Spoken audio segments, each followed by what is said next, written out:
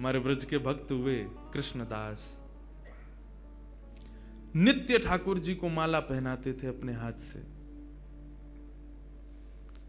महाभारत में अनुशासन पर्व में भीष्म पितामह कहते हैं कि यदि कोई व्यक्ति 12 वर्ष तक बिना नागा किए एक नियम का पालन करे तो 12 वर्ष के उस नियम का प्रभाव ये होगा, जिस देव को चाहेगा, जिस ब्रह्म को चाहेगा, जिस रूप को चाहेगा अपने सामने प्रकट कर सकता है। आज भी ये संभव है, लेकिन याद रहे एक दिन भी वो नियम टूटना नहीं चाहिए। ये भाव उन महात्मा ने सुना, कृष्णदास जी ने। मुझे बहुत प्रिय है कृष्णदास जी का भाव। उन्होंने एक ही सेवा अपना ली। जब कथा में सुनकर के गए कि 12 वर्ष तक कोई नियम अपना लिया जाए और 12 वर्ष तक उसको बेनागा पूर्ण किया जाए, तो 12 वर्ष के बाद जिस देव को चाहोगे, जैसे चाहोगे वैसे उसका दर्शन हो सकता है। तो नित्य माला बनाते थे अपनी कुटिया में, और नित्य माला बनाकर के नंद गांव में, नंद भवन में ऊपर जाकर के कन्हैया को अपने हाथ से पहनाते थे।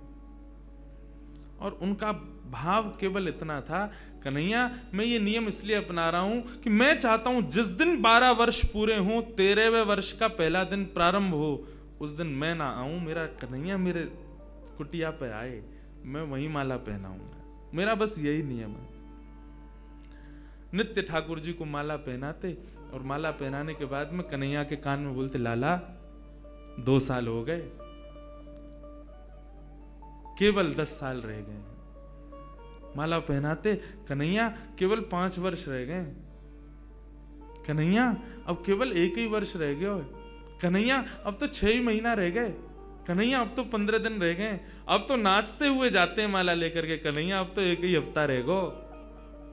रोज माला पहना में, गर्मी पड़े, सर्दी हो, वर्षा हो, खांसी हो, जुकाम हो, बुखार हो, नहीं छोड़ते थे अपना नियम। आज विश्राम दिवस, 12वां वर्ष का अंतिम दिन, ठाकुर जी के सन्मुख गए, माला गले में धराई, लाला सेवा पूर्ण भई अब मोरी, अब मेरी सेवा पूर्ण, प्रतीक्षा करूंगो, कल 13वें वर्ष को पहला दिन है, तू आइयो, तेरे काजे देख 56 भोग बनाऊंगो, तेरे काजे बढ़िया जो है माला बना के रखूंगो, एक सेज सजा के रखूंगो, ने एक देर पौड़ जाइयो मेरे पास, ने एक मोसो बतिया लियो, और लाला तू को जितनो समय मिले तू उतनी देर को आइयो, लेकिन आ जाइयो। और प्रणाम करके उल्टे पांव जा रहे हैं। बोले कि इसका मतलब क्या है? बोले अब कल मैं आऊंगा नहीं, और लाला तू नहीं आयो ना तो जीवन में भूल जाइयो कि मैं कभी आऊंगा। नंदगाम में और नंद भवन में ये मेरा अंतिम प्रवेश है। और प्रणाम करके दिल्ली को चले गए। 56 भोग सजाए, दुनिया भर की सामग्री बनाई, सुंदर सुंदर माला तैयार करी, एक कन्हैया की, बाकी के सबरे ग्वाल बालन की। बोले बछड़ा बछिया आमेंगे संग में, उनको माला पहनाऊंगा, उनके का जो भंडारो है उनके काज भी 56 भोग सजाऊंगा। सबके लिए सब तैयार किया। 13वें वर्ष का जब पहला दिन प्रारंभ हुआ, सुबह से ही राह तक रहे, कन्हैया आ रहे होगो, श्याम सुंदर आ रहे होगो, नंद नंदन आ रहे होगो। अभी श्रृंगार को समय भयो है, धूप की छांव से पता कर लेते हैं कि अभी कौन सा समय चल रहा है। अभी श्रृंगार को समय भयो होगो, अरे लाला व्यस्त होगो, श्रृंगार करके और फिर बाकी बाद प्रसाद पाके फिर आवेगो। अभी भी नहीं आयो, कोई बात ना, राजभोग पाके आवेगो, गैया चराते हुए चुपके ते आ जाएगो मेरे पास। अपने मन को सांत्वना दे रहे हैं। दोपहर का समय हुआ, सूर्य बिल्कुल ऊपर, राजभोग का समय चल रहा है। कन्हैया आ रहे होगो, बार बार जामे गुलाब जल लेकर के और छींटे मार करके आ जामे। थोड़ी देर में धूप के ताप से, गुलाब जल से वो पृथ्वी फिर से सूख जाती, ठाकुर जी नहीं आए। गैया चरा के दूर चलोगे होगो, शाम को आवेगो, लौटते समय आ जाएगो, 4 बजे आ जाएगो। सूर्य अस्ताचल को जा रहा है और प्रतीक्षा कर रहे हैं। कन्हैया आ रहे होगो, गुलाब जल को छींटा करें, बार बार माला पे जल छिड़क दें, कहीं कोई मक्खी बैठ नहीं जावे 56 भोग पे, वाको विचार करें और फिर देखने लगे कन्हैया आ रहे होगो, नहीं आए श्याम सुंदर। कोई बात ना है, शाम को ओलाई करवा करके और फिर रात्रि को प्रसाद पाके कन्हैया फिर आवे वो, तब भी नहीं आए। शयन का समय हो गया, बाबा एक टक बस बैठे हैं, कन्हैया आ रहे होगा। है सके नंदरानी यशोदा नंद बाबा को शयन करवा के आवे गो। रात्रि हो गई, नहीं आए ठाकुर जी। कृष्णदास जी मुस्कुराने लगे। 12 साल से एक टक बिना नागा किए अपने नियम में लगा हूं, आज तक कुछ नहीं मांगा कन्हैया से, केवल ये मांगा कि मेरी कुटिया पे आ जाइयो, मेरे हाथन से माला पहनो, वामू श्रम है रोया को। तुरंत अपने 56 भोग को पूरा एक पोटला बनायो, माला उठाई, सब सामान वहां से तुरंत धर लियो और कुटिया में तालो लगा करके बाबा निकल गए नंदगांव से। बोले जीवन में नहीं आऊंगा, मेरे जीवन को सबसे बड़ा अपराध है गयो, मैंने 12 साल या कन्हैया को दे दिए या श्याम सुंदर को दे दिए। अरे काय बात को श्याम सुंदर, काय बात को कन्हैया, काय बात को दयालु, एक भक्त की एक मनोकामना ना पूरी कर सके। ना रहनो अब यहां पे। जैसी जाने लगे तो मार्ग में गायों का झुंड जा रहा था। जैसे उस झुंड में प्रवेश करने लगे, सोचते हुए जा रहे हैं, कुछ विचार नहीं हो रहा है। जैसे भीतर प्रवेश करने लगे, इतने में ही एक ग्वारिया आया और ग्वारिया ने आकर के हाथ पकड़ो, बाबा बाबा बाबा गैया चढ़ जाएंगी ऊपर। पीछे मुड़ करके देखो तो नन्नो सो एक बालक, ऊंची धोती पहनी, सिर पर स्वाफा पहनो भयो है और एक लठिया को अपने कंधा पे लगा करके वापस दोनों हाथन को टांग करके और बाबा के पास आयो है। बाबा गैया चढ़ जाएंगी, अभी मत जाओ, गैयान को जान दो पहले। बाबा बोले कौन की गैया है ये? बोले नंद बाबा की गैया हैं। कितनी गैया और हैं? बोले अभी बाबा बहुत हैं। कितना समय लगेगा? बोले बाबा अभी समय लगेगा, इन्हें सबन ने जान दो, फिर तुम चले जाइयो, तब तक यहाँ बैठ जाओ, आ जाओ, ने मोते बतिया लो। बाबा बैठ गए, पूछने लगे कहां से हो, क्या हो, कैसे, कहा, सब बात चलन लगी।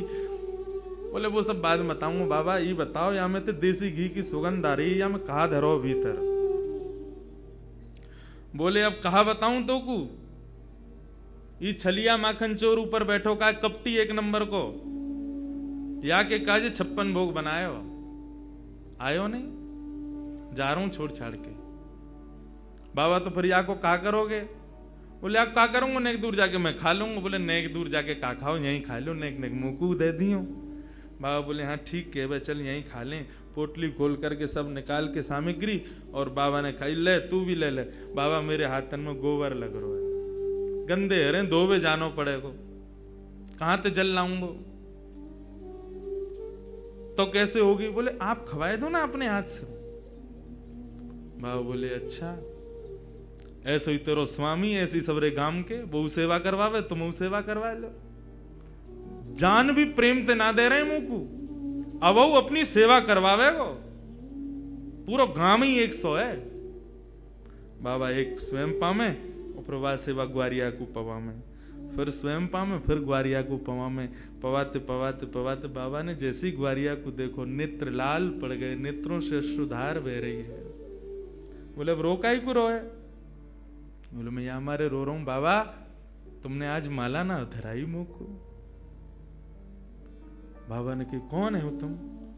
इतने में ठाकुर जी खड़े भये, श्याम स्वरूप प्रकट भयो, मोर मुकुट प्रकट भयो, लकुटी प्रकट भई, वंशी प्रकट भई। ठाकुर जी को सर्वांगीण स्वरूप प्रकट है गयो और प्रकट है करके बाबा को दर्शन देने लगे। बाबा मैं आ गयो, प्रसाद पा लियो, ले माला पहना मुंह को।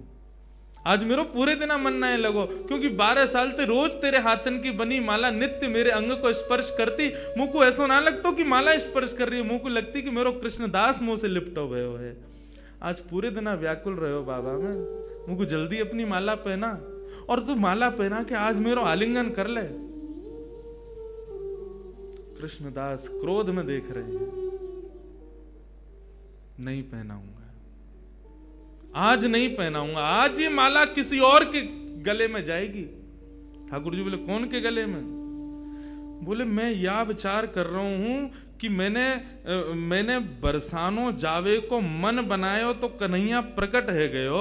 यदि ये माला जाकर के किशोरी जी को ही धरा दूंगा और वहीं जाकर के उनके चरणन में ही रहूंगा, जहां जावे की इच्छा मात्र से कन्हैया प्रकट है गयो। यदि वहीं निवास करूंगा तो कन्हैया तो रोज आवेगो।